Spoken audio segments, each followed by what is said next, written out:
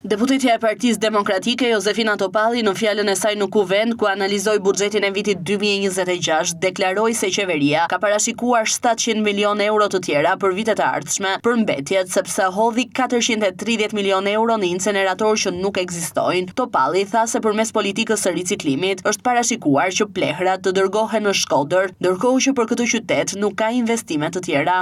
Një vend mund të ketë buxhet të madh e qytetar të varfër. Mund të ketë rritje ekonomike e prap të bushatiset vendi ynë, si që është bushatisur me 1 milion shqiptar që i keni përzënë në 10 vitet e fundit. Mund të ketë edhe investime dhe prap fëmijët të mësojnë në shkolla ku s'ka laborator. Mund të ketë pagesa marrëmendse për rrugë, ndërsa rrugët mund të mos shojnë askund.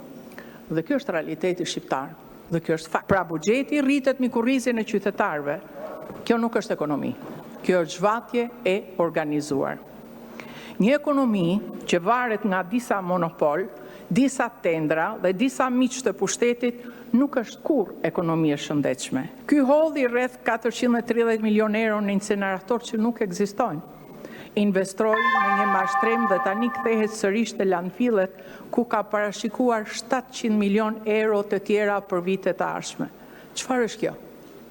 Politika e riciklimit të korrupsionit dhe ka parashiku që plehrat e gjysmës së Shqipërisë t'i çojnë në Shkodër. Ndërkohë që pra qytet nuk ka asnjë investim tjetër, as në zhvillim, as në rrugë, në asnjë rast, në asnjë projekt. Ndërkaq, deputetja Ina Zhupa tha se buxheti nuk shkon për nevojat kulturore të qytetarëve dhe turistëve. Në qoftë se jo vetëm turistët, po edhe banorët duan që në Tiranë të kenë një aktivitet, një jetë kulturore, po aty përmend vetëm kaq. Në Tiranë është grop teatri kombëtar.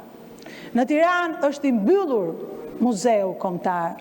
Në Tiranë nuk funksionon galeria e arteve. Në Tiranë nuk ka cirk. Pra ne kemi të vetmin kryeqytet në botë, cirku i vetëm është po, cirku i vetëm është ky që bëhet nga këta mbrapa meje.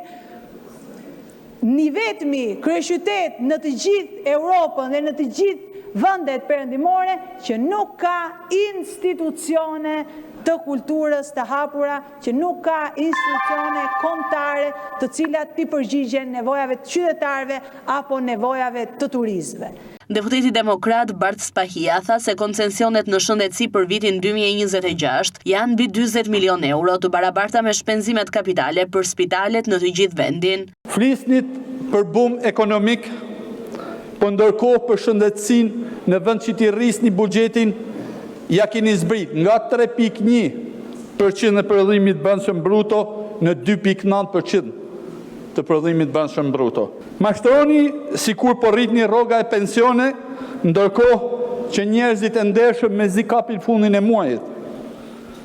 Identifikoheni si shtet, por në fakt në asnjë vend të botës nuk ndodh që zëvendës kryeministra, ministra, kryetar bashkish, drejtora pa fund përfundojnë pas hekurave dhe ai që i emron bën sikur s'din asgjë.